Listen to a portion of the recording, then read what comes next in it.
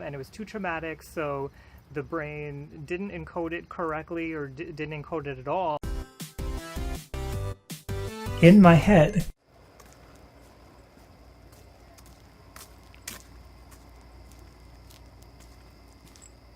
Hey everybody, if you're new here, I do mental health videos Monday through Friday, and if you want to keep your mental health in top shape, then hit subscribe and hit the bell after you hit subscribe to get notified every time I do a video. Tonight we're going to be talking about dissociative amnesia and PTSD, post-traumatic stress disorder.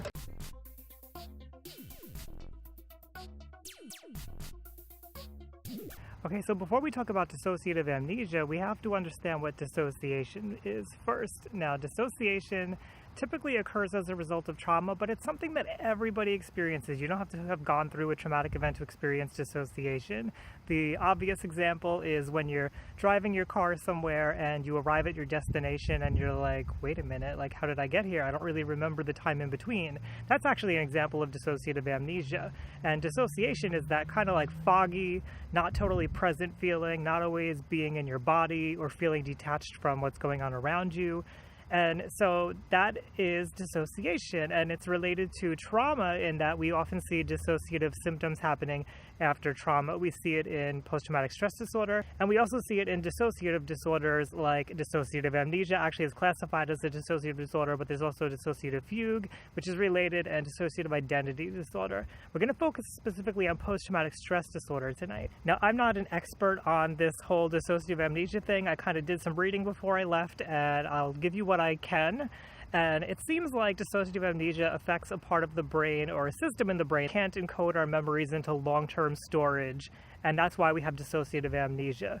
So you can imagine how during trauma, when we're experiencing an overload of stress because our life is being threatened, that would lead to an impairment and then our memories would break down. The amnesia itself can be very stressful because you come out of the amnesia sometimes and you're like, what just happened? I don't really understand what happened. But there's also a component to it where you could be losing autobiographical information, like important events in your life or entire chunks of time periods in your life. I know somebody this happened to where they went through a traumatic event and they don't remember a lot of their life prior to that traumatic event, but it doesn't really have to be that dramatic either. I've had periods of my life where I've gone through a lot of dissociation and I couldn't remember like what I was doing the day before or the night before, like what I had for lunch and like simple things, you know. But generally when we're talking about dissociation, it's because there was an overload of stress and your body kind of shut down and your hippocampus wasn't able to encode the memory. But let's talk a little bit more about this.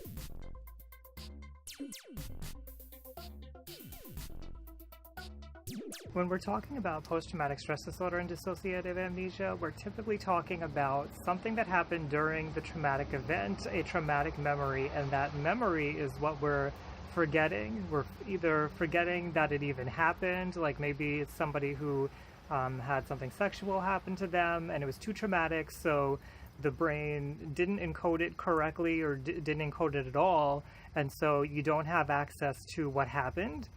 And speaking of not encoding everything correctly, let's talk about fractured memories. So fractured memories are this concept which I found very helpful, which is when parts of your memory are there, but they're not necessarily linked together and they're not coherent. So in an example from my own life, I had somebody come into a store when I was a teenager. Was I a teenager? Maybe in my 20s.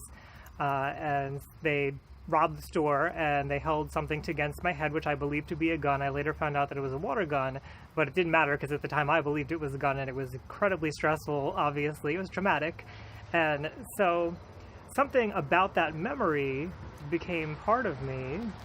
Okay, well, somebody just pulled up to me, so I had to move, and my train of thought was interrupted, but let me see if I can continue that train of thought. So it was a fractured memory for me because I only had acute stress disorder after that. I didn't have full-on post-traumatic stress disorder, but it's still related because I always after that was afraid of the sound of cars outside. When you would like hear cars through glass, if you've ever had that experience of working somewhere and you hear cars going by outside, I had this like fear that would arise in me, and it was PTSD basically. It was an emotional flashback to that time when I had a gun held to my head, and that's because there was this portion of the memory, which was the cars going by, that stuck with me, and it brought it brought the fear of that moment to me.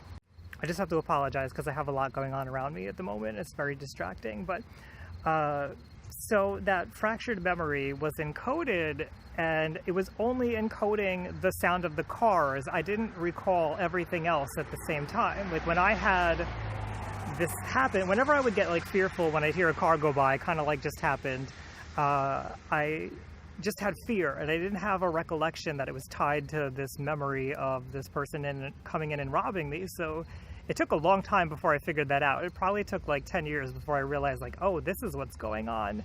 But it's because the memory wasn't encoded properly, and so I had this one piece of the memory dissociatively sectioned off. At least I feel like it was dissociatively sectioned off. So what's going on when a fractured memory is being encoded is your thalamus is not operating properly. Your thalamus interprets the information that's coming in during an experience, and it takes that information and it puts it together cohesively into a memory so that you can recall it later. But in the case of this traumatic memory, this post-traumatic stress disordered memory, although in my case it was acute stress disorder, but it's the same concept, it was encoded improperly because only a portion of the memory was encoded, and it was encoded separately from everything else. All right, I'm going to keep it moving so I can keep talking about this. It's kind of gross out here. My glasses are fogging, but let's finish this up. So, fractured memories, part of healing from PTSD and these dissociative amnesia memory things that are going on, you know, obviously you want to do that with a therapist, and they can do something like EMDR, which is eye movement desensitization and reprocessing, exposure therapy. There's all kinds of different ways to tackle this. Somatic experiencing, your therapist will know what's best for you. But when it comes to these memories, part of healing often is accessing these fractured memories and putting context to them and reconnecting them with the original traumatic memory that we experienced. Now, it's not necessary, but I found for me it was very helpful to know, okay, I'm afraid of these cars going by because I experienced something traumatic right after hearing them go by. Like, that was probably happening as I was experiencing this traumatic thing in my life. It gave me context around it, and then it just kind of like settled my anxieties around wondering why this is going on, and allowed me to focus on healing and reducing anxiety every time a car goes by. So I wanted to just put that out there. So if you're somebody who's been through trauma, I have some worksheets for you. They are not a substitute for therapy, but they may help you with interpersonal relationships. If you've been through something like emotional abuse, they could help you with your self-esteem. I know one of the symptoms of post-traumatic stress disorder is often thinking negatively about yourself and blaming yourself.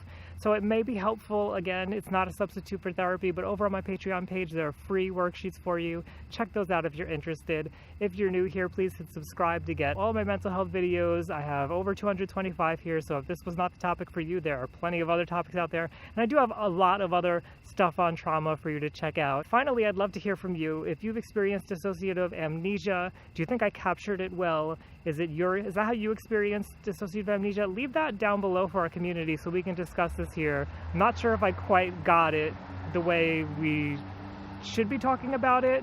I still have some stuff to learn, but maybe you can help teach me and help the rest of the community understand. So leave that down below. Thank you as always for being here, and I'll see you around, everyone.